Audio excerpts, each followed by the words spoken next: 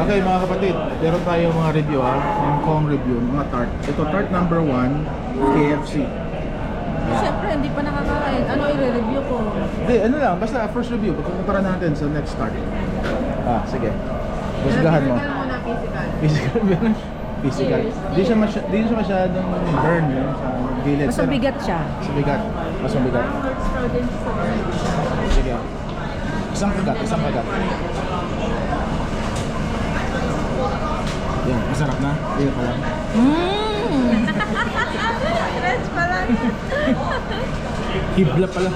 Sarap na. Sige, ako natikman ko na. Ikaw, baka kasi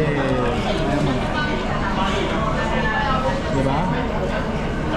Mas lasa mo yung egg ba yan? Ano yan? Egg tart ba yan? Egg tart. Mas lasa mo yung egg tart, diba? Hindi siya egg pie na common ng Pinoy. Makrimi siya. Sarap. Anong rating? Out of 10? 1 to 10? Wala pa yung iba eh. Hindi, sa ano muna sa'yo? So since wala pa yung iba, compare ko yun sa natikman natin sa ating bansa. Siyempre, may kawan. Siyempre, 9. 9. Yung sabi na ito, hindi ko natikman. Harap. Sabi nun, no? Ano? Parang Mga ano, siguro ano, mga 8. Kasi parang medyo matamis-tamis siya ko. Kasi minsan yung may Mas matamis siya kaysa doon sa Mega Mall na nakain natin. Pero yung crust niya, mas masarap kasi mas crunchy.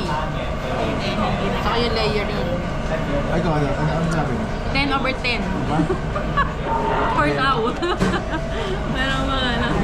Okay, ako honesty, gusto ko. Masarap. Tikman niyo. Pupunta kayo dito, HK. Matamis na ako sa kapatid. Walang egg tart sa KFC sa Pilipinas. Sarap. Natikman kami sa laon mo, malalim sa